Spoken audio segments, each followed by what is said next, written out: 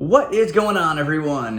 Anthony Drew Gary here, host of the How To Show, where we talk about optimizing life, money, and happiness one how-to at a time.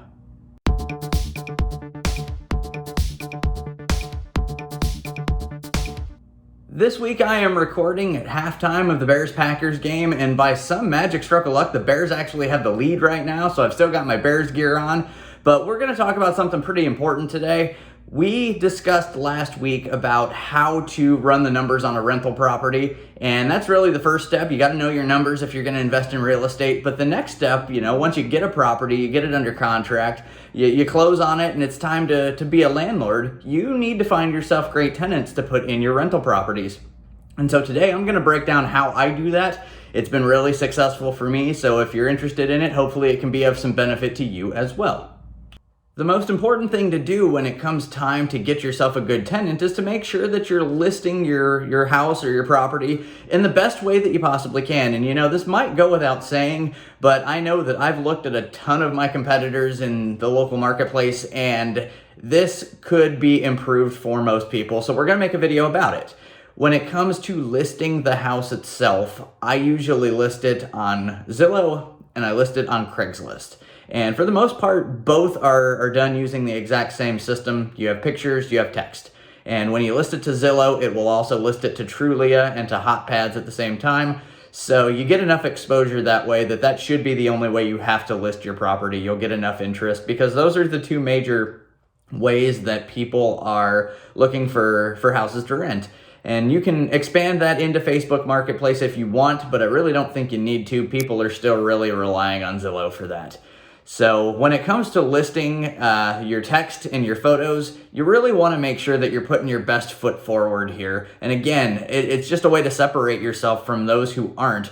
It's not uncommon that you're going to see some rental houses that have 2, 3, maybe 5 pictures of the entire house, and these houses are 1,000 square feet or more. There's just no reason for that, and Zillow doesn't charge you extra to put extra pictures in there. So take the best pictures you can and show everything that you can up front so that the folks that are looking at it on the other side can get a good idea of whether this is a place that they could see themselves living in. So take every picture that you can that you think makes sense, make sure your lighting is good, make sure that the house is clean and picked up, and do your best to make it such that they can envision themselves in that place.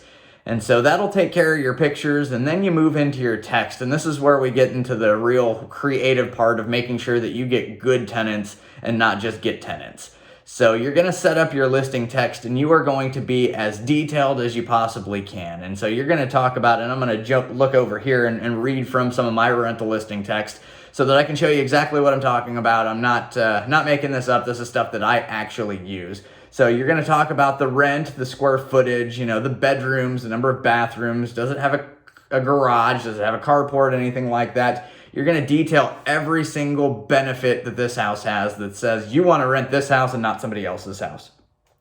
And then you can write a little bit of a description in there, and that talks about, does it have an open floor plan? Does it have vaulted ceilings?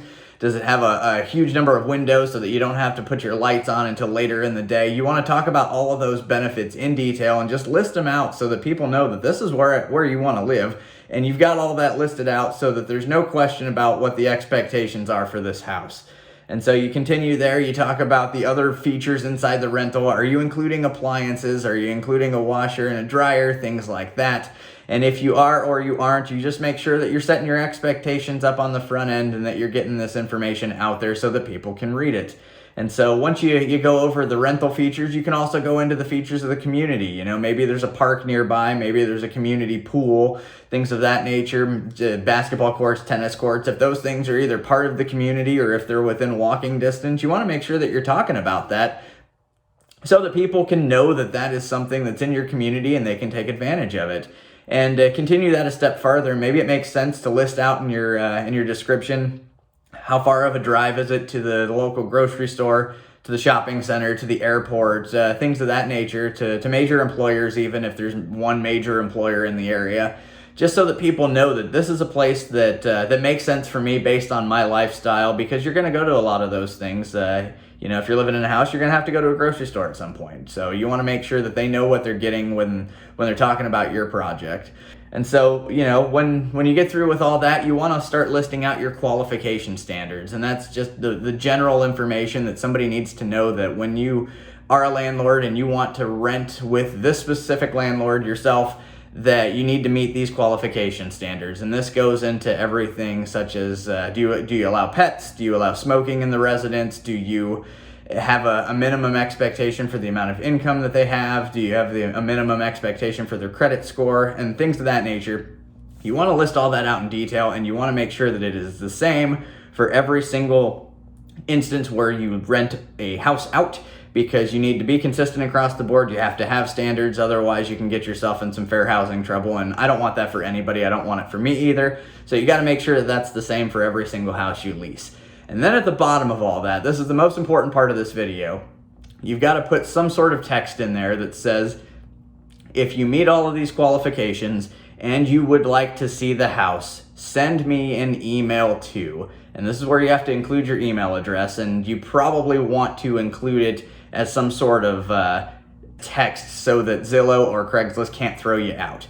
And so if my email address is anthony@gmail.com, I would say that you need to email me at Anthony, written out, the word at, the word Gmail, the word .dot, the word com, com, and people can figure out what that means.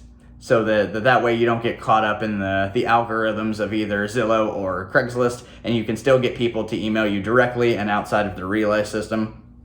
And you want to make sure that you tell people to include a specific set of words in the subject line. Now, why do you do this? Why do you have them email you, and why do you have them put specific words in the subject line? That is the surefire way to make sure that they read your entire rental listing all the way to the bottom. And this is your way to screen out those who do follow directions and those who do not follow directions. And so the way that I do this is that I list every house like this. I put great photos in, I put great detail into the rental listing copy. At the end, I say, send me an email with specific words in the subject line. And those are the only email inquiries that I answer in regards to folks who want to come and see the house. I want to make sure that I'm only dealing with people who follow the directions, and it has netted me great results in the past, and so I welcome you to try this out.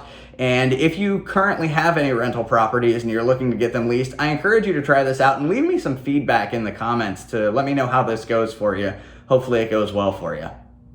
That's going to bring this episode of the show to a close. Hopefully this was useful to you. And if you are interested in real estate investing in the Indianapolis area, I would love to connect with you. You can reach me down in the comments below, or you can get in touch with me at indydwell.com.